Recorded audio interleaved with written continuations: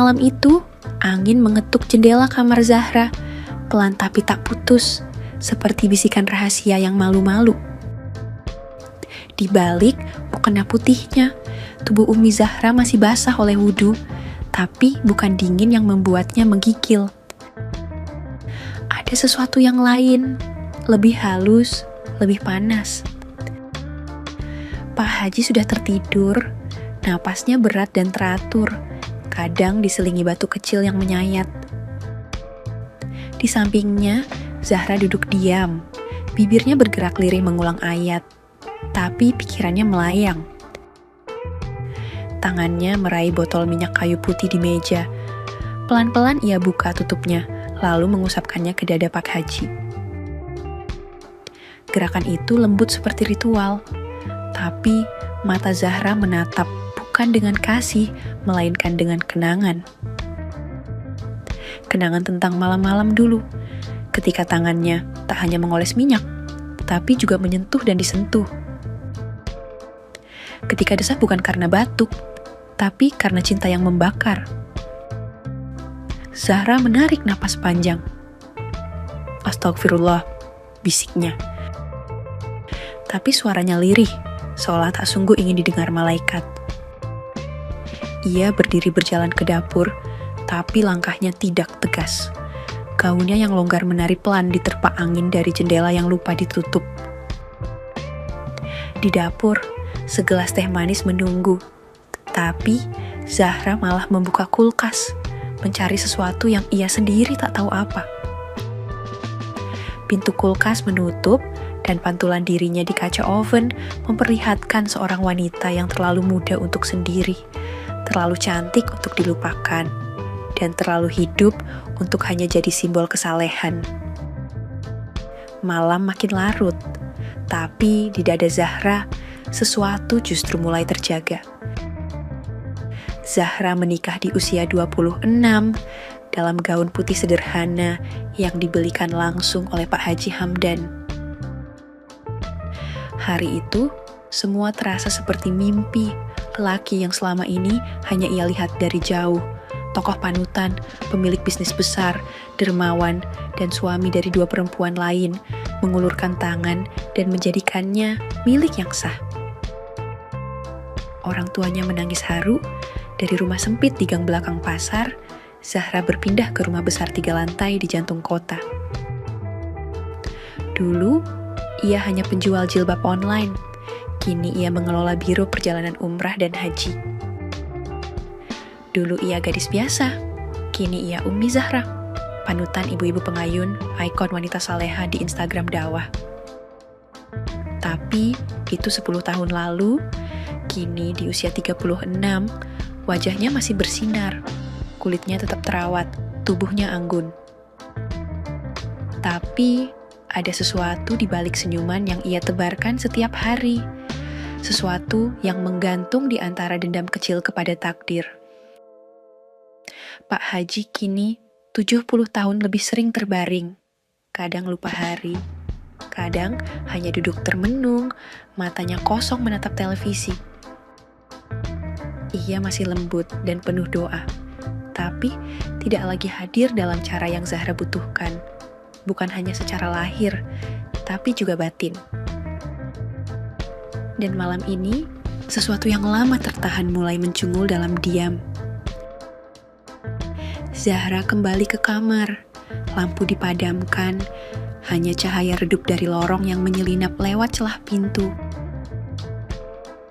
Ia duduk di tepi ranjang, memandangi punggung Pak Haji yang tertidur dalam selimut. Perlahan ia berbaring, punggungnya menghadap suaminya, matanya menatap dinding yang dingin, tapi tubuhnya menolak tidur. Tangan Zahra menyentuh perutnya, kosong 10 tahun dan belum ada anak. Ia tak tahu apakah itu takdir atau akibat dari tubuh Pak Haji yang terlalu rentan untuk memberi benih. Lalu suara itu datang. Bukan suara setan, Zahra yakin itu hanya suara di kepalanya, lembut, pelan, membujuk. Sampai kapan kau akan menunggu cinta yang tak lagi bangun? Zahra duduk di meja rias, menatap wajahnya sendiri dalam cermin. Di balik gamis longgar dan kerudung lebar, tubuhnya masih ranum, masih hidup. Tapi, sudah berapa tahun sejak ada tangan yang benar-benar menyentuhnya, bukan sekadar mengoles balsem atau membantu menyelimuti. Pak Haji semakin rapuh, nafasnya pendek, tubuhnya lamban, dan malam-malamnya kini hanya berisi zikir pelan dan tidur panjang. Pernah suatu malam, Zahra mencoba memeluknya dari belakang. Pak Haji hanya menoleh dan tersenyum lelah. "Umi, gak usah capek-capek, Haji udah gak kuat lagi," katanya pelan. Sejak saat itu, Zahra tak pernah mencoba lagi. Tubuhnya tahu, dan ia menyimpan rasa itu rapat-rapat seolah dosa. Tapi kadang, dalam sunyi kamar mandi, saat air menyapu kulit, Zahra merasa bukan najis, tapi kosong, terlalu lama kosong. Dan lalu datanglah Yanto, pemuda 19 tahun, tinggi, kurus, kulit sawo matang, rambutnya agak panjang, dengan mata yang jernih dan malu-malu. Awalnya Zahra menyambutnya biasa saja, anak dari istri pertama Pak Haji, yang dulu hanya ia lihat di foto-foto keluarga. Sekarang Yanto tinggal serumah dengannya. Ibu bilang, "Yanto jangan ngekos, sekalian jagain Abah di sini," katanya di hari pertama datang dengan koper besar dan ransel kampus. Zahra tersenyum. Bagus, rumah ini memang terlalu sepi. Yanto tidur di kamar belakang dekat dapur. Seringkali Zahra menemukannya duduk di ruang tamu, membaca buku sambil menemani Pak Haji yang tertidur di kursi goyang. Kadang Zahra hanya berdiri di balik pintu, memperhatikannya diam-diam. Ada sesuatu dari Yanto yang membuat Zahra susah berpaling. Bukan karena ia tampan, bukan, tapi karena ada gairah muda di matanya, sesuatu yang sudah lama hilang dari rumah ini. Dan ketika Yanto memanggilnya, "Umi," dengan suara lembut dan sungkan, ada bagian dari Zahra yang meleleh pelan-pelan. Awalnya semua biasa, Zahra mengajarinya membuat laporan keuangan travel. Mereka duduk berdua di meja kerja, menatap layar laptop yang sama. Kadang tubuh mereka bersentuhan tak sengaja, tapi tubuh Zahra terlalu sadar. Dan ketika tangan Yanto menyentuh tangannya saat mengambil mouse, sekilas, ringan, tak berarti, Zahra seperti disetrum petir kecil yang menjalar sampai dada. "Maaf Umi," kata Yanto cepat-cepat, menunduk. "Gak apa-apa nak," jawab Zahra sambil tertawa kecil tapi hatinya tak ikut tertawa. Malam itu Zahra tak bisa tidur, bukan karena merasa berdosa, tapi karena merasa hidup. Malam turun perlahan, seperti kelambu lembut yang melingkupi rumah besar itu. Pak Haji sudah lama terlelap dengan suara napas yang berat tapi damai. Zahra menatap jam dinding, lewat tengah malam.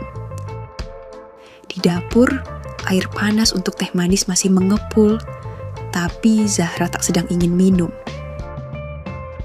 Ia berjalan pelan melewati lorong, mengenakan daster tipis yang biasa ia pakai untuk tidur.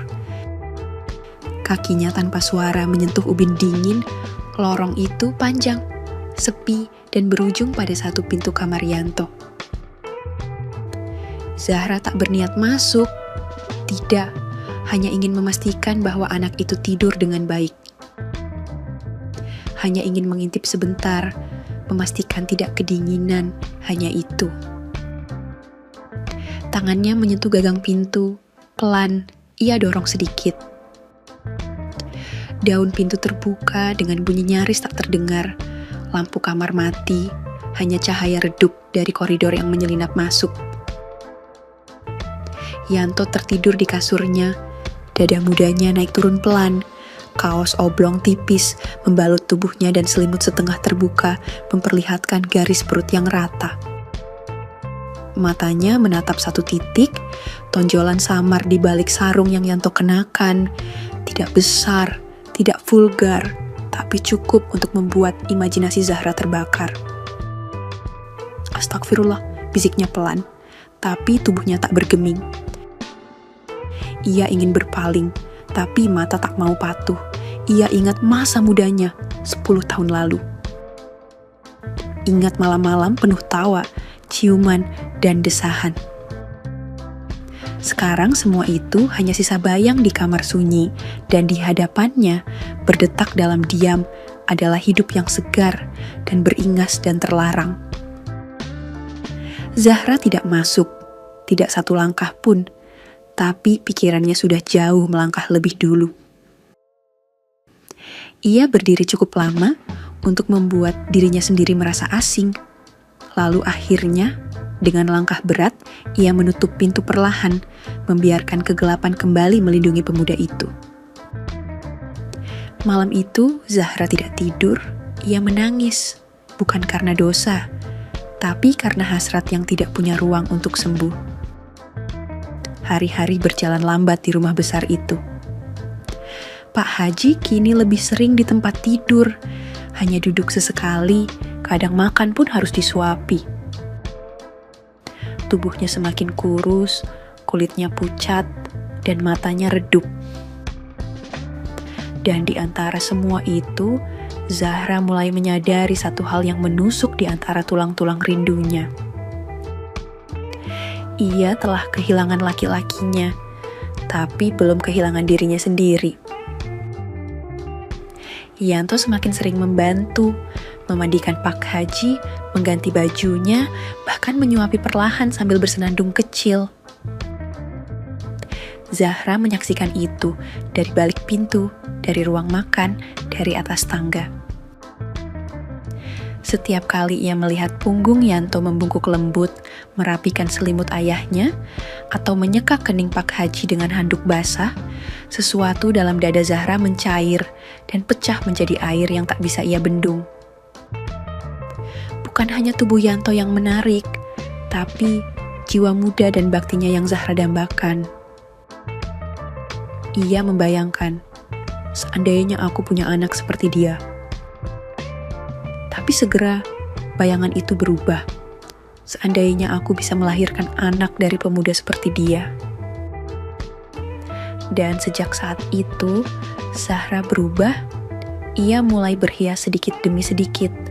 Lip balm tipis, parfum lembut di belakang telinga.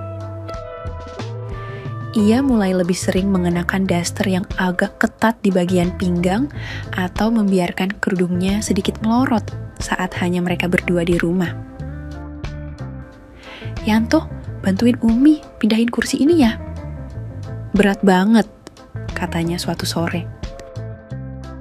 Padahal kursi itu ringan, dan ketika Yanto mendekat dan mengangkatnya, Zahra berdiri terlalu dekat, begitu dekat, sampai Yanto bisa mencium aroma melati dari rambutnya yang basah seusai mandi. Kadang Zahra pura-pura lupa mengambil barang di kamar Yanto atau menawarkan teh di malam hari hanya untuk duduk bersamanya di meja makan dengan obrolan ringan yang tak penting. Yanto, kamu anak yang baik, kata Zahra suatu malam sambil menatapnya dalam. Yanto hanya tersenyum malu-malu. Ah, Umi lebay. Tapi senyum itu menempel di kepala Zahra sampai larut malam. Dan malam itu, Zahra berdiri di depan cermin kamar, membuka perlahan dasternya, menatap tubuhnya sendiri. Masih ada garis pinggang, masih ada lekuk yang hidup, masih ada seorang wanita yang menanti disentuh. Bukan oleh suami yang sakit, tapi oleh waktu, oleh perhatian, oleh hasrat yang terus dia bungkam. Hari itu, hujan turun sejak siang. Kota seperti diliputi kelabu yang panjang. Suasana rumah lembab dan dingin. Pak Haji tertidur sepanjang hari. Tubuhnya makin kurus, napasnya makin pelan. Zahra duduk sendirian di ruang tamu sambil menyulam. Sesekali matanya melirik ke arah dapur, menunggu seseorang lewat. Yanto baru pulang dari kampus, basah kuyup, payung kecil tak cukup melindungi tubuh jangkungnya. Ya Allah, basah banget kamu, Nak. Zahra bangkit cepat. Cepat buka jaketnya, nanti masuk angin. Yanto tersenyum kikuk. Gak apa-apa, Umi. Enggak bisa, sini. Zahra menariknya ke dekat meja, jemarinya cekatan membuka resleting jaket Yanto yang menempel basah di tubuh. Jemarinya bersentuhan dengan kaos tipis yang menempel di dada pemuda itu, ada jeda sepersekian detik. Dan dalam jeda itu, waktu seperti berhenti, Yanto memandang Zahra, matanya menyimpan sesuatu, bingung, hangat, takut, penasaran. Zahra menunduk cepat, pura-pura sibuk menggantungkan jaketnya. Pakai handuk ini, Umi ambil dari kamar ya. Zahra berkata, nyaris seperti bisikan. Yanto hanya mengangguk, tapi jantungnya berdetak kencang. Beberapa menit kemudian, mereka duduk di meja makan hanya berdua. Pak Haji masih tertidur di kamar. Di luar, hujan belum reda. Zahra menyajikan teh hangat dan singkong goreng.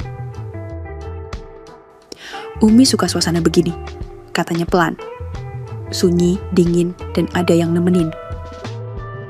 Yanto hanya tersenyum kecil, tapi senyumnya tak seperti biasanya, kaku, ragu. Zahra menatapnya lama. Kamu mirip ayahmu waktu muda, tapi kamu lebih lembut, lebih hangat. Yanto tersipu lalu tertawa canggung. Ah, Umi bisa aja. Zahra mengulurkan tangan, menyentuh jemarinya. Tangan kamu hangat. Dan disitulah, untuk pertama kalinya, Yanto tidak menarik tangannya. Tak ada ciuman, tak ada pelukan. Tapi dalam sentuhan jari yang sederhana itu, dua dunia bertabrakan. Dunia seorang wanita yang kesepian, dan seorang pemuda yang mulai merasakan sesuatu yang tidak diajarkan oleh ayat atau adat. Malam itu, Yanto susah tidur. Ia mencoba berdoa, tapi setiap kali menutup mata, yang muncul adalah wajah Zahra dalam cahaya lampu temaram. Senyumnya, jemarinya, aromanya.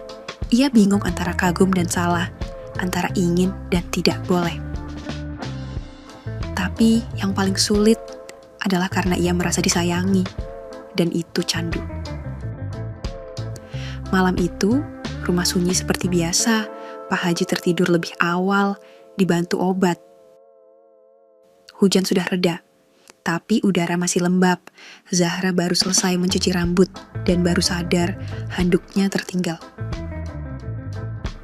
Ia menatap cermin kamar mandi.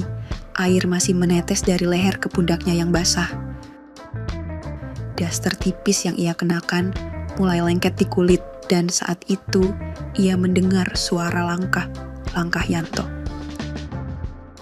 Zahra membuka pintu kamar mandi sedikit. Uap menyelinap keluar, membawa serta aroma sabun melati yang lembut.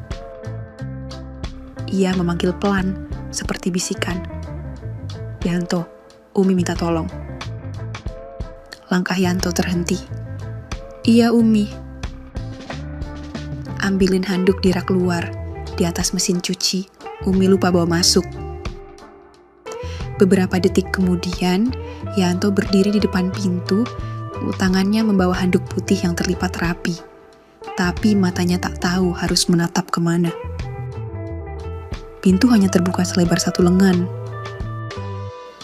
Ini Umi, katanya gugup, nyaris berbisik. Dan saat Zahra mengulurkan tangannya dari balik pintu, tangan mereka bersentuhan, bukan sengaja, tapi juga bukan kebetulan. Dan saat itu, waktu kembali berhenti, jari mereka saling menyentuh, hanya 1 detik. Tapi dalam 1 detik itu, jantung Yanto berhenti sejenak. lalu berdegup 2 kali lebih cepat. Ia tak bisa melihat wajah Zahra, tapi ia bisa membayangkan kulitnya yang basah, rambutnya yang meneteskan air, pundak yang beruap, dan wangi itu, wangi yang membuatnya pusing. "Terima kasih." Suara Zahra pelan, nyaris tenggelam dalam uap. Yanto menelan ludah. "Sama-sama, Umi." Ia berbalik cepat, melangkah menuju kamarnya, tapi langkahnya berat. Di dadanya ada sesuatu yang berubah, sesuatu yang tak bisa ia sebut, tapi kini tumbuh, dan tumbuhnya tak bisa dihentikan. Zahra berdiri di balik pintu, memeluk handuk itu ke dadanya dan di sanubarinya. Ia tahu, ia baru saja membuka pintu yang tak bisa ditutup kembali. Bukan pintu kamar, tapi pintu rasa. Pintu yang diam-diam ia duga akan terbuka, meski tahu tak seharusnya. Hari-hari setelah itu, Zahra merasa ada sesuatu yang berubah dalam dirinya. Suasana rumah yang sebelumnya tenang dan damai, kini terasa sesak. Di setiap sudut rumah, ada sesuatu yang menggelora, tersembunyi dalam tatapan dan setiap langkah yang diambilnya. Sejak sentuhan singkat itu, Zahra tak bisa lagi memandang Yanto dengan sama. Dia tahu, Yanto tidak sadar apa yang sebenarnya terjadi. Tapi, Zahra tahu, dan itu sudah cukup untuk membuatnya merasa hidup kembali. Seperti seorang wanita muda yang kembali merasakan desiran pertama cinta. Setiap kali Yanto berdekatan, Zahra merasa darahnya berdesir. Semakin sering mereka berada dalam satu ruangan, semakin kuat perasaan itu menguasai dirinya. Apalagi saat Yanto membantu Pak Haji, saat ia berbicara lembut dengan ayahnya yang sedang sakit, atau bahkan saat ia hanya duduk diam di ruang tamu, memandangi Zahra tanpa berkata apa-apa. Zahra tahu, ia harus bergerak. Suatu sore, ketika Yanto datang untuk membantu membawa barang-barang belanjaan, Zahra sengaja membuat dirinya lebih terlihat. Zahra mengenakan gaun tipis yang sedikit lebih terbuka dari biasanya, rambutnya yang sedikit lebih terurai, dan senyuman yang sudah tak bisa disembunyikan lagi. "Bantuin Umi Yanto," katanya dengan suara rendah, hampir berbisik. Yanto memandangnya dengan wajah yang masih tampak kebingungan, seolah tak tahu harus berbuat apa. Tapi, Zahra bisa melihat dari raut wajahnya, ada sesuatu yang mulai tumbuh di mata Yanto. Sesuatu yang lebih dari sekadar rasa hormat seorang anak kepada ibu tirinya. Zahra sengaja melangkah lebih dekat, tubuhnya hanya beberapa inci dari tubuh Yanto. Ia bisa merasakan panas tubuhnya yang muda, semilir nafasnya yang sedikit terengah karena membawa belanjaan. "Kamu pasti lelah setelah kuliah kan? Coba duduk dulu, Umi buatkan teh," katanya sambil memalingkan muka, memberi kesempatan bagi Yanto untuk duduk. Yanto hanya mengangguk pelan. Namun, Zahra melihat dengan jelas ketegangan di tubuhnya. Dia tahu, Yanto sudah mulai merasakan hal yang sama. Sambil menunggu teh, Zahra mengambil kesempatan itu untuk berdiri lebih dekat. Secara tak sengaja, kakinya menyentuh kaki Yanto yang duduk di sofa. Perasaan itu, perasaan hangat yang aneh, langsung menyebar ke seluruh tubuh Zahra. Ada perasaan bersalah, ada perasaan terlarang, tapi juga ada sesuatu yang membuatnya semakin terjerat. Di balik senyuman lembut yang ia berikan, Zahra merasa bahwa dia sudah berada di ambang sesuatu yang lebih besar. Sesuatu yang tidak bisa dia kontrol, tapi ingin sekali ia dapatkan. Dan di mata Yanto, ada rasa bingung yang semakin kuat. bahwa dirinya mulai tertarik lebih dari yang seharusnya. Teh pun datang, dan suasana hening menyelimuti ruang tamu, hanya suara detak jam yang terdengar. Zahra tak ingin menunggu lebih lama. Ia menatap Yanto dalam diam, tanpa kata. Tatapannya dalam dan penuh makna, seolah mengatakan, "Aku tahu kamu merasakannya juga." Dan Yanto hanya bisa diam, matanya terfokus pada cangkir teh. Tapi dalam hatinya ada ribuan pertanyaan yang tak terucapkan. Malam itu, udara terasa lebih hangat dari biasanya, lampu ruang makan menyala redup.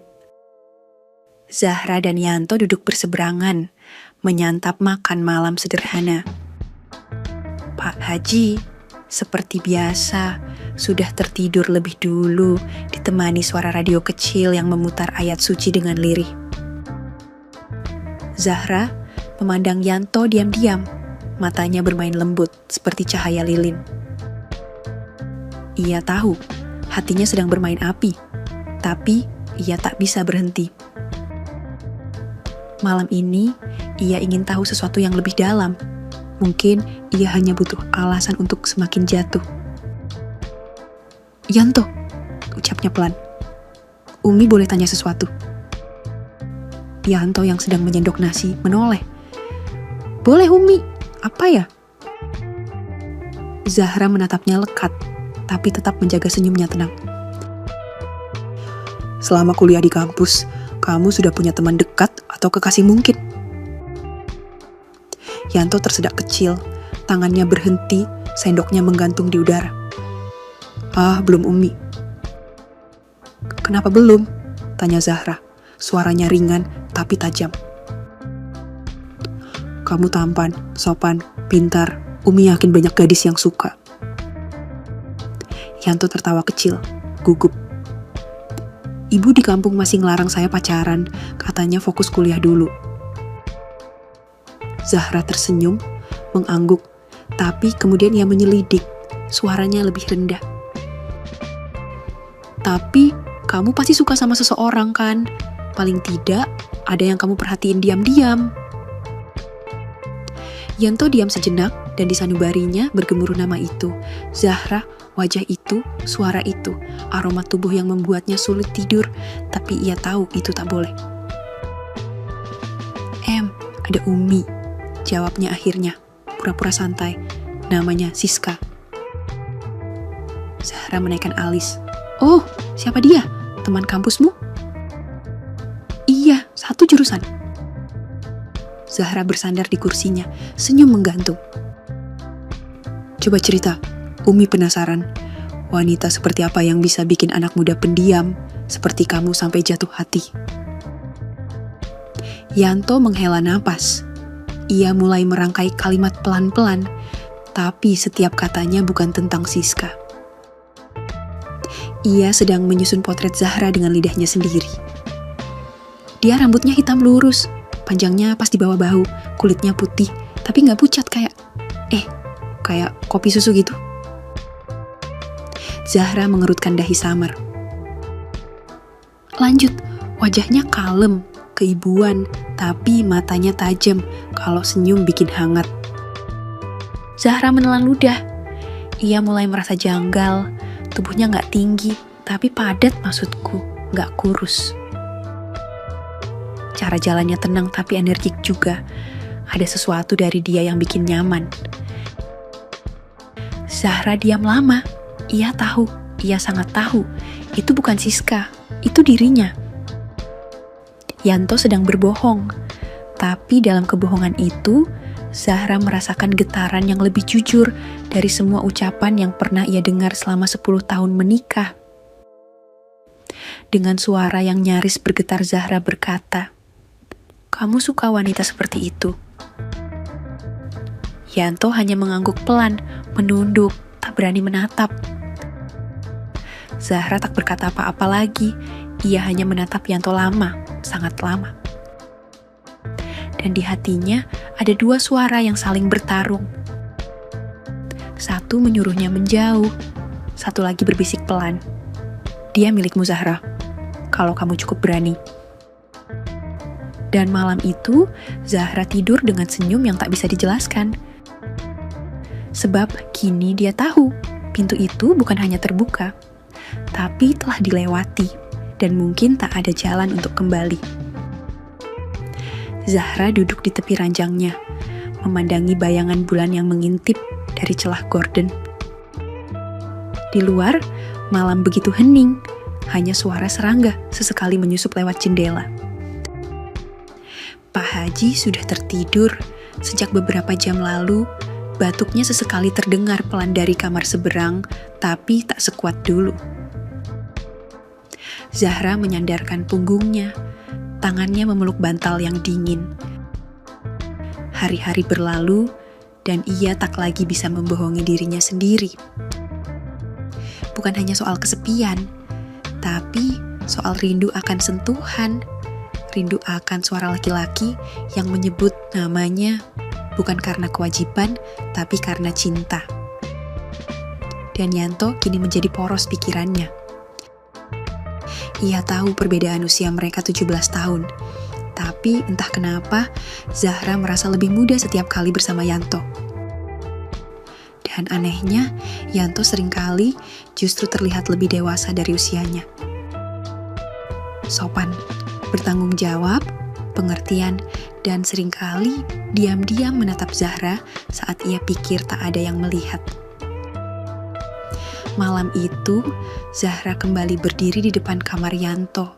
Pintu kayu coklat itu tampak biasa, tapi menyimpan debar yang tak biasa. Ia menempelkan telinga ke pintu, memastikan tak ada suara, lalu pelan-pelan ia membuka pintunya. Lampu redup masih menyala. Yanto terbaring ke samping, membelakangi pintu. Nafasnya teratur, tapi Zahra tahu dari caranya memegang selimut, dari ketegangan baunya, dia tidak tidur. Zahra melangkah masuk sangat perlahan, tubuhnya membungkuk, duduk di kursi kecil di dekat meja belajar. Ia hanya ingin melihat, hanya ingin memastikan bahwa yang selama ini ia bayangkan memang benar nyata. Matanya mengarah ke punggung Yanto, lalu turun ke pinggang, dan di sanalah pikirannya mulai terbakar. Bayangan tentang Yanto, tentang apa yang tersembunyi di balik kain itu, mulai mengacaukan logikanya. Ia menggigit bibir bawahnya tanpa sadar. Di dalam hati, ada yang menyeret perasaan berdosa, rasa takut dan malu. Tapi, ada juga suara yang lebih kuat, lebih berani, lebih haus. Yanto, bisiknya nyaris tak terdengar. Yanto tidak bergerak, tapi Zahra tahu dia mendengar. Zahra berdiri, ia melangkah ke sisi tempat tidur, duduk di ujungnya. Pelan ia menyentuh bahu Yanto hanya sekilas, lalu menarik tangannya cepat-cepat seolah tersengat. "Maaf, Umi ganggu," ucapnya pelan, seperti hanya ingin mengatakan sesuatu tanpa maksud apa-apa. Tapi suaranya lirih dan mengandung rindu yang terlalu gamblang. Masih belum ada jawaban, Zahra berdiri memandangi Yanto lama. Ia tahu malam ini belum waktunya, tapi ia juga tahu satu hal, ia sudah tidak sanggup menahan diri lebih lama. Saat ia melangkah pergi, ia menoleh sekali lagi, melihat bahu itu, napas itu, dan bayangan yang masih mengganjal di pikirannya. Dalam hati Zahra berbisik, "Yanto, kamu mungkin anak dari suamiku, tapi kamu juga adalah laki-laki pertama yang membuatku merasa hidup kembali." Ruang keluarga itu sepi, hanya cahaya teh pipa yang menyala tanpa suara, memantulkan bayangan biru ke dinding dan ke wajah mereka berdua. Di luar, malam sepi melayang, senyap dan menggantung. Pak Haji sudah tertidur pulas seperti biasanya. Setelah minum obat, batuknya masih terdengar sesekali, serak dan jauh. Zahra duduk di ujung sofa, mengenakan daster panjang warna abu, rambutnya digelung seadanya, wajahnya lelah tapi tetap cantik dalam letih.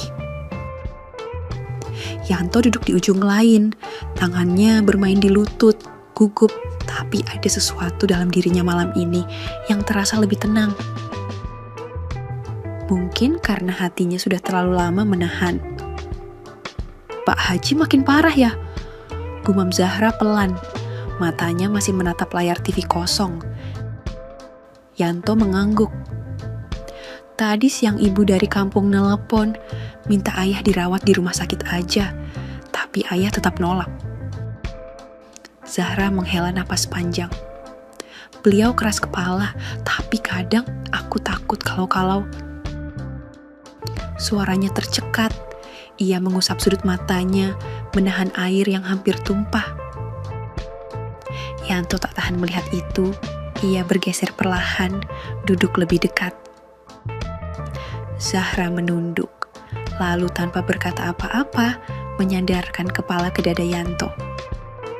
Degup jantung Yanto langsung melonjak, tapi ia tak bergerak, hanya menunduk perlahan dan membiarkan kehangatan itu menyusup ke tulangnya. Dan di tengah keheningan itu, Yanto membuka suara pelan tapi jelas. Umi, kenapa Umi sering ke kamar saya malam-malam? Zahra menegang, tapi ia tidak menjauh, hanya dia mendengarkan. Saya pura-pura tidur, tapi saya tahu Umi duduk di kursi, kadang berdiri lama, kadang manggil nama saya pelan. Zahra menarik napas dalam, perlahan ia menjauh sedikit, menatap Yanto dengan mata yang jernih tapi menggigil. Aku gak tahu Yanto, gumamnya. Awalnya cuma rindu, aku kesepian, aku butuh seseorang buat diajak bicara. Tapi lama-lama Yanto menyentuh bahunya. Saya juga ngerasain Umi. Dari awal, tapi saya takut salah. Zahra tersenyum getir. Umi juga takut. Lalu, keheningan kembali turun, mata mereka saling bertemu dan seperti ditarik oleh sesuatu yang tak terlihat, kepala mereka saling mendekat. Hidung bersentuhan, napas mereka menyatu, dan ketika bibir mereka hampir bersentuhan, Zahra berhenti, begitu pula Yanto. Dalam jarak yang sangat dekat itu, mereka bisa merasakan panas dari wajah masing-masing, tapi ada sesuatu yang menahan. Bukan karena tak ingin, tapi karena tahu itu tak benar. Zahra menutup matanya, bibirnya bergetar. Kita nggak bisa. Yanto mengangguk. Saya tahu. Mereka saling menatap dalam diam, dan di sanalah letak keterikatan yang paling jujur. Bukan di pelukan, bukan di ciuman, tapi di pengakuan dan batas yang tidak dilanggar. Zahra bangkit. Maaf. Yanto menunduk. Saya yang harusnya minta maaf. Zahra melangkah pergi, tapi sebelum benar-benar meninggalkan sofa, ia menoleh dan berkata, "Terima kasih karena udah bikin aku merasa hidup lagi." Dan malam itu, mereka tidur masing-masing di kamar yang berbeda, tapi dengan dada yang sama-sama sesak. Sesak oleh cinta yang tumbuh, tapi tak boleh dipetik. Hari-hari, setelah malam di sofa itu berubah jadi sunyi yang lain, Zahra dan Yanto tak lagi berani saling menatap lama. Setiap langkah, setiap bisik, kini terasa berat, dibebani rasa bersalah dan pertanyaan-pertanyaan yang tak berani dijawab. Tapi hati, oh hati, tak pernah bisa diajak kompromi. Dan sore itu, badai datang dalam bentuk yang tenang. Pak Haji memanggil mereka ke kamar. Suaranya lirih tapi tegas. Zahra masuk lebih dulu, lalu Yanto menyusul. Di atas ranjang, tubuh Pak Haji tampak semakin ringkih. Pipinya tirus, matanya sayu tapi bening. Zahra duduk di pinggir ranjang, menggenggam tangan suaminya. Yanto berdiri di sisi lain, kikuk dan tegang. Pak Haji menatap mereka bergantian, lalu tersenyum kecil. "Sudah, nggak usah pura-pura," katanya. Zahra terkejut, Yanto menunduk. "Ayah tahu semuanya," lanjut Pak Haji pelan. "Mataku boleh rabun, kakiku nggak kuat jalan, tapi hatiku masih peka. Aku tahu Yanto, kamu dan Zahra menyimpan sesuatu." Zahra mencoba membantah, tapi lidahnya keluh. Air mata mulai menggenang di pelupuknya. "Aku nggak marah," kata Pak Haji pelan, mengelus tangan Zahra. "Karena aku tahu Zahra masih muda, cantik, dan selama ini terlalu lama sendiri." Yanto tampak ingin bicara tapi tak sanggup. Satu-satunya yang terdengar hanyalah detak jantung mereka masing-masing. Tiba-tiba Pak Haji mengulurkan kedua tangannya. Yang satu menggenggam tangan Zahra, yang satu lagi menggenggam tangan Yanto. Dengan suara lirih, ia menyatukan tangan mereka di atas dadanya. "Kalau umurku gak panjang, aku cuma punya satu harap," katanya menatap keduanya. "Jagalah Zahra dan jangan biarkan dia kesepian, jangan biarkan dia hilang arah." Zahra terseduh, air matanya jatuh satu persatu. Pak Haji tersenyum. "Kalian gak salah, yang salah mungkin aku, karena terlalu lama membiarkan Zahra sendiri, tapi sekarang aku titipkan dia padamu." Dan dengan ikhlas, tangan mereka tetap saling menggenggam di atas dada Pak Haji. Dan disitulah semua rasa yang tadinya menggelora dalam diam, kini berubah jadi keharuan yang menyesakkan. Yanto menatap Zahra, Zahra menatap Yanto. Mereka tidak bersentuhan lebih dari itu, tapi di dalam hati masing-masing sesuatu tumbuh. Bukan lagi sekadar hasrat, tapi tanggung jawab dan mungkin cinta yang diberkati oleh lelaki yang seharusnya melarang mereka. Malam itu langit seperti diam, bulan menggantung tinggi, menatap rumah kecil yang menyimpan kisah besar tentang cinta yang keliru, tapi diizinkan. Tentang restu yang datang tak pada waktunya. Zahra berdiri lama di depan pintu kamar Yanto. Tangannya sempat ragu, tapi malam ini berbeda. Ada sesuatu dalam dadanya yang tak bisa dibendung lagi. Restu itu seperti melepaskan seluruh belenggu, dan rindu itu kini berubah jadi kebahagiaan. Dia mengetuk pelan, Yanto membuka pintu tanpa kata. Pandangan mereka saling bertemu, dan tak perlu ada kalimat pun, karena semuanya sudah terlalu jelas.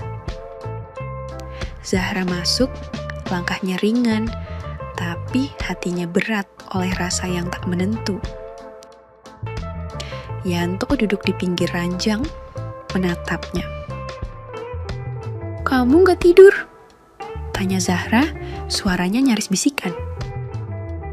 Yanto menggeleng pelan. "Aku nunggu." Zahra mendekat, ia duduk di samping Yanto. Ada keheningan yang menekan, tapi detak jantung mereka berdua berbicara lebih kencang daripada suara malam. "Aku takut," gumam Zahra. "Takut apa?" "Takut kehilangan ini, kamu." Yanto menyentuh ujung jemarinya, menggenggamnya lembut. "Aku di sini." Zahra menoleh, dan detik itu juga bibir mereka akhirnya bertemu. Bukan terburu-buru, bukan nafsu yang menuntut, tapi pelan, penuh rasa yang selama ini terpendam dan tertahan. Dunia seolah memudar, yang tersisa hanya dua tubuh yang mencari tempatnya di pelukan satu sama lain. Zahra bersandar di dada Yanto. Tangannya menyusuri punggung pemuda itu, dan bisikan lirih keluar dari bibirnya. "Boleh malam ini aku gak sendiri?"